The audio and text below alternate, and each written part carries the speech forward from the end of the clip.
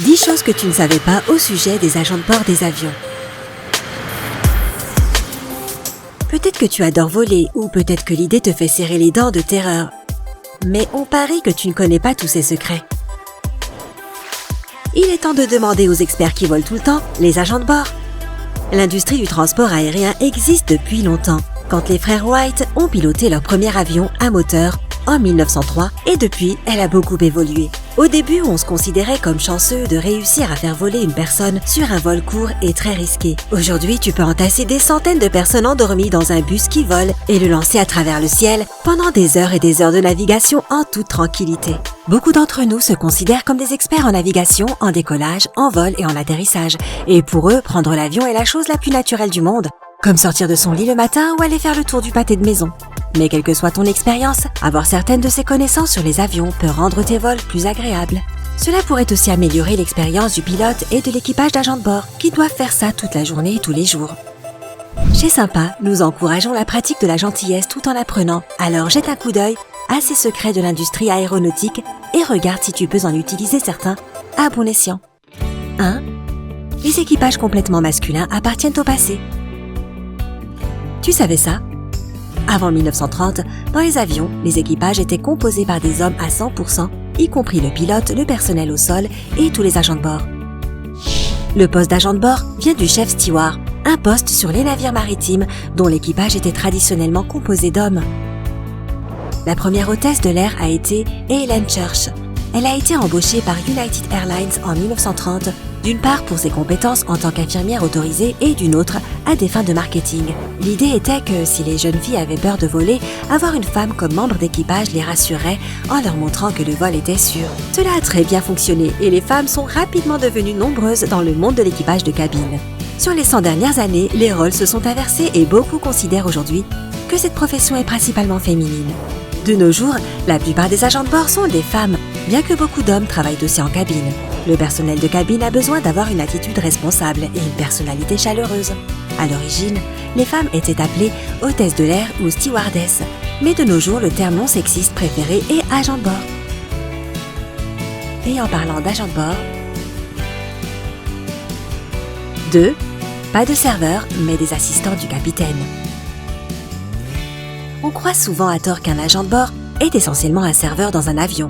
Ils sont là que pour servir des boissons, de la nourriture, distribuer des oreillers et des couvertures et globalement donner aux passagers tout ce qu'ils demandent. En réalité, le travail de l'équipage consiste à aider le commandant de bord à gérer la cabine pendant le vol. Pendant que le commandant est occupé à piloter l'avion, l'équipage garde un œil sur ce qui se passe dans la cabine, étant comme les yeux et les oreilles du commandant à l'extérieur du poste de pilotage. Ils sont formés pour faire face aux situations d'urgence, en particulier les premiers soins et la gestion de problèmes, et peuvent signaler tout événement inattendu au capitaine. Au moins une fois par heure, les pilotes et les agents de bord vérifient l'état actuel des choses. 3. L'équipage est aussi frustré que toi. Personne n'aime avoir à modifier son horaire à cause d'un vol retardé ou pire encore, devoir s'asseoir sur le tarmac et à attendre indéfiniment. Et sache que si tu n'aimes pas ça, l'équipage non plus. Les équipages des compagnies aériennes sont généralement payés à l'heure, mais seules les heures de vol réelles sont payées. Un vol ne commence que lorsque la porte est fermée. Comme on le sait tous, le temps, c'est de l'argent. Si un vol est retardé, ce sont des heures pour lesquelles l'équipage n'est pas payé. Alors allez-y doucement avec eux, ils ne sont pas contents non plus. 4. Ne dors pas pendant le décollage ou l'atterrissage. Hé, on a compris. Je suis sûre que tu adores fermer les yeux avant même que les portes se soient fermées et de t'endormir pour le reste du vol. Eh bien, figure-toi que les agents de bord expérimentés recommandent d'éviter de dormir pendant le décollage, la descente et l'atterrissage. Non seulement tu ne seras pas présent pendant la démonstration de sécurité et pendant le décollage, la deuxième phase la plus probable d'un vol où quelque chose de mal peut arriver, mais cela peut aussi avoir une influence sur ton confort. Lorsqu'un avion gagne de l'altitude, la différence de pression peut te boucher les oreilles ou te provoquer un saignement de nez. Il vaut mieux d'être conscient pour faire face à ces situations. Pense à mâcher un morceau de chewing-gum ou boire de l'eau pendant la montée. Pour la même raison, tu devrais essayer d'être réveillé pour la descente et l'atterrissage. Ce moment du vol est le plus dangereux d'après les statistiques d'une étude de Boeing Sur les voyages aériens, 58% des accidents mortels documentés entre 2004 et 2013 se sont produits pendant la descente, l'approche et l'atterrissage. Cela dit, 5. Dormir pendant le vol est une excellente idée. Une fois que l'avion est en l'air, fais une sieste. C'est une excellente solution pour les gens qui ont peur de prendre l'avion et ça réduit la charge de travail de l'équipage. Cela leur donne plus de temps et d'énergie à consacrer à d'autres passagers qui en ont besoin. Les agents de bord encouragent les passagers à dormir pendant les vols de nuit et retardent délibérément le service de restauration pour permettre aux gens de s'endormir. Si tu dors dans un avion, l'équipage ne te réveillera pas, à moins qu'il y ait une urgence ou au moment d'atterrir. Alors dors sur tes 2 oreilles. 6. Poulet ou poisson. Statistiquement, la plupart des gens sur un vol long courrier commandent du poulet plutôt que du poisson. Puisque le service de repas a tendance à aller de l'avant de l'avion à l'arrière, tu peux te retrouver avec du poisson comme unique option. Certains agents de bord utilisent une astuce pour amener plus de monde à choisir le poisson. Ils disent que le poisson est une spécialité du chef, réservée exclusivement pour ce vol. En général, les gens sont naturellement attirés par des choses exclusives et spéciales, ce qui rend le poisson plus populaire.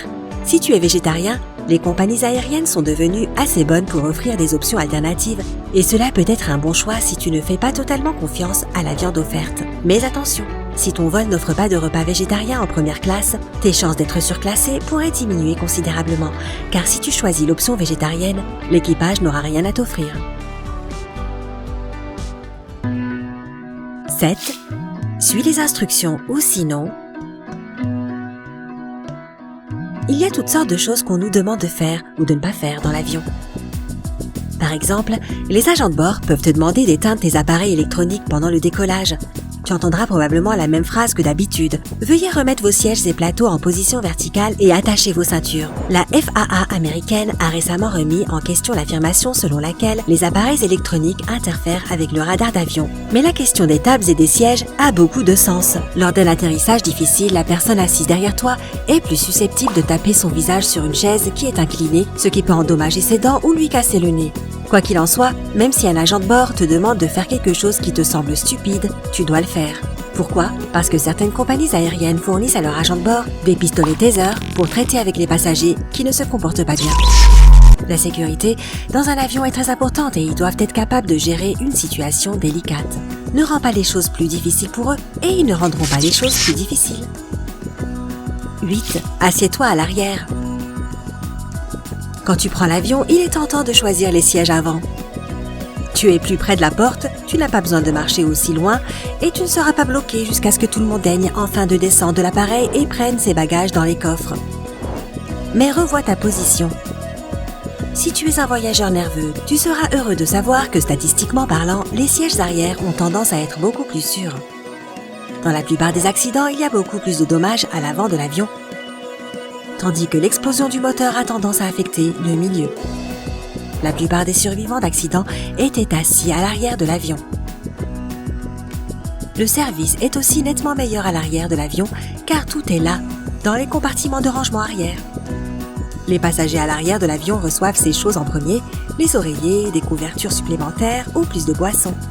Les agents de bord n'ont pas à transporter les choses aussi loin dans l'allée, alors ils arriveront beaucoup plus rapidement et plus facilement quand tu les appelleras. 9. Fais confiance aux agents de bord. Tu te sens nauséeux ou malade, appuie sur le bouton de l'équipage. Ils sont formés en premiers soins et en réanimation. Ils peuvent traiter de petites blessures, évaluer les symptômes des maladies courantes des voyageurs et même mettre au monde des bébés en plein vol. Ce ne sont pas des professionnels de la santé, cependant ils sont formés pour remettre les patients à de vrais médecins à bord de l'avion. 10. Des conseils de vol de professionnels. Les agents de bord connaissent plein de choses utiles pour faire que ton voyage soit plus sûr et plus confortable.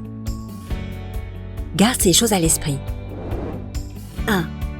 Les sols de l'avion ne sont pas nettoyés très souvent en profondeur et des milliers de personnes marchent dessus tous les jours. N'enlève jamais tes chaussures dans un avion ou au moins ne marche jamais sur le tapis pieds nus ou en chaussettes. 2. Les toilettes de l'avion sont également très sales. Utilise-les juste et assure-toi de te désinfecter les mains, même si tu les as lavées. 3. Les tablettes pliantes. Beaucoup de passagers les utilisent pour toutes sortes de choses, comme surface pour écrire, comme oreiller avec de la bave dessus aussi, ou comme un endroit pour changer un bébé. Tu ne veux probablement pas manger sur une surface sur laquelle il y avait une couche sale, il y a tout juste 1 heure, non? Utilise un désinfectant antibactérien et nettoie le plateau pour ta propre sécurité. 4. Évite d'utiliser des mots comme bombe ou explosion, ou tout ce qui est lié au terrorisme dans un avion.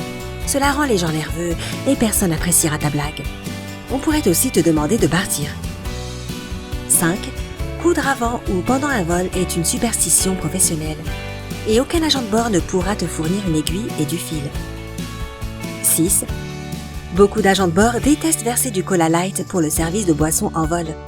Il a tendance à être très pétillant, même si on le compare à d'autres boissons. 7. Les agents de bord ont très peu de temps libre pendant un vol.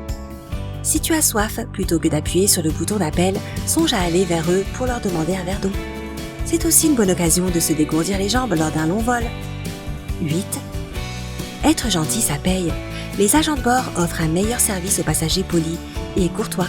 Tu peux avoir une meilleure place, peut-être dans une rangée de sortie où tu peux te dégourdir les jambes. Plus de nourriture ou des collations et des boissons gratuites ou à prix réduit. 9. Répéter la même routine jour après jour peut devenir vraiment monotone, alors certains équipages aiment changer avec une présentation de sécurité assez drôle, une visite guidée, des sites touristiques par les fenêtres de l'avion ou même quelques pas de danse.